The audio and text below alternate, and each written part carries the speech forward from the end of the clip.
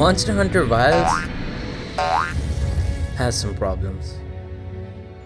God damn. What the hell is that?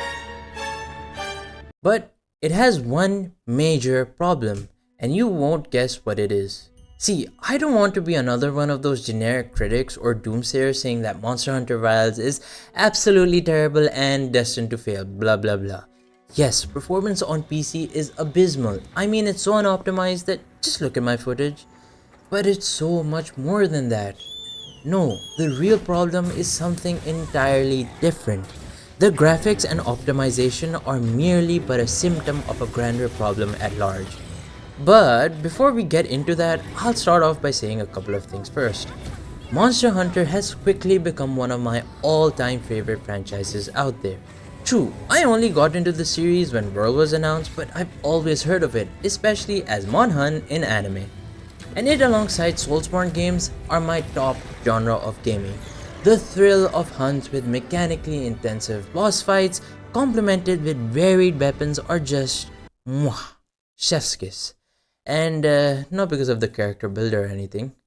I might have spent way too long in these things. So yeah, in summary, this will be biased, and of course take it with a grain of salt. Or a cup of it if you just want to be a hater. But we will begin this discussion from a Steam review my friend sent me of the beta. Pause the video or read it in its entirety, or just listen to my summary of the main points. So this user unsurprisingly starts complaining about the performance issues, which is entirely justified and will be unacceptable if Capcom does not fix it by launch. But look at the other things.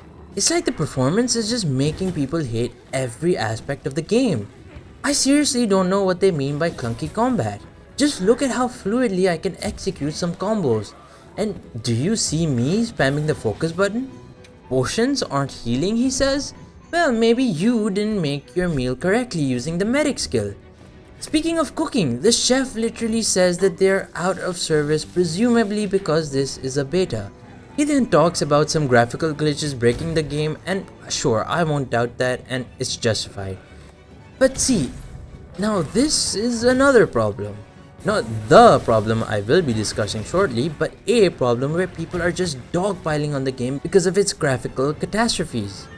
Yes, the beta was a nightmare at times, but it doesn't mean the essence was bad. Anyway, this reviewer moves on to say that Capcom should have just stopped at Monster Hunter World.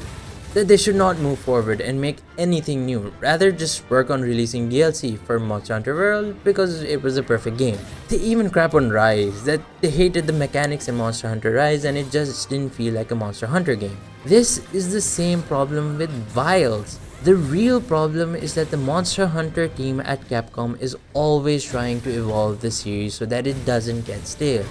Yes, Monster Hunter World was almost a 10 on 10 game, but are you seriously telling me you would not get tired of it if it just kept releasing DLCs of new locales and monsters and that's it?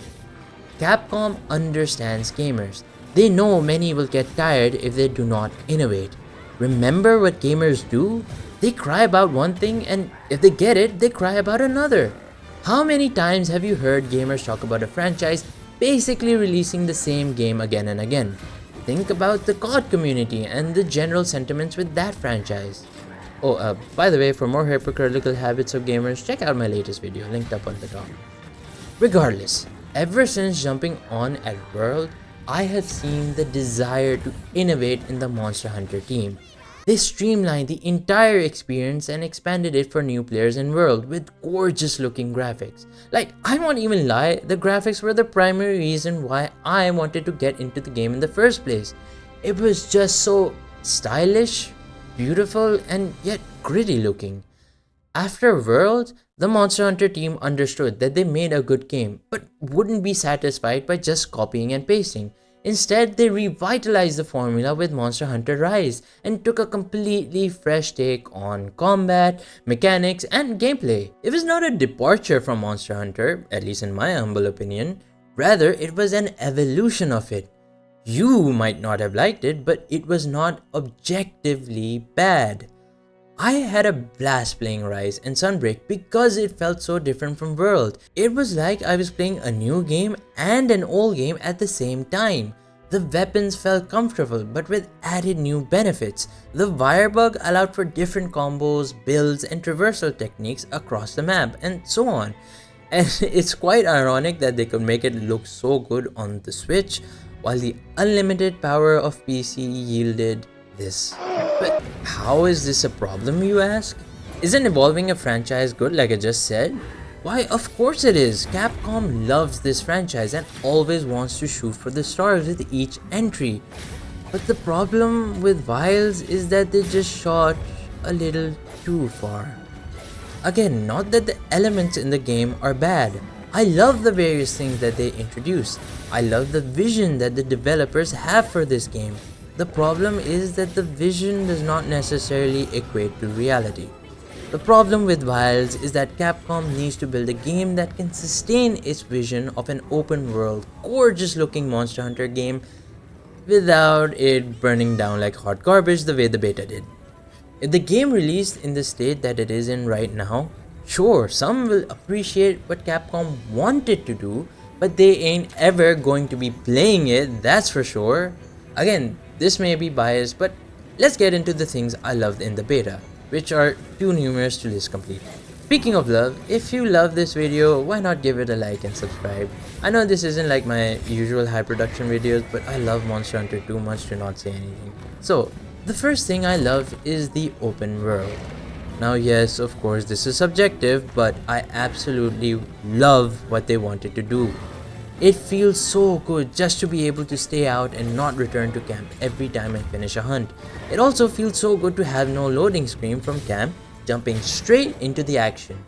I can't wait to grind out armor sets in one go, and I can't wait till the tracking mechanics get introduced for the story. So we have to track each monster across the living world. I honestly love the tracking feature in Monster Hunter World. Moving on, I also love that this world seems alive. Look at this footage I captured. There are NPCs making their way across the terrain, hunched in terror with a leader on a sacred guiding them. I was also observing the packs of local fauna, though didn't see as detailed behaviors as mentioned in trailers, but it still felt like I was walking into an ecology, unlike, random local fauna scattered across the map. I love the 2-weapon system too for quickly giving my palette a refresher on the go.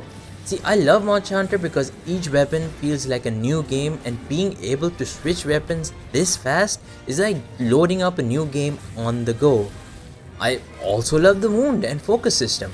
It adds another comprehensive mechanic in the game that I have to keep an eye out for, and just, come on, look at this. Isn't this just too cool? I also love the little details they managed to add. Like, when you mine, you can see the rocks breaking and then your hunter scavenges for little pieces. If you get the game running properly, you can even see the high level of detail they tried to add for each monster. I love the sacred and the mobility it brings you.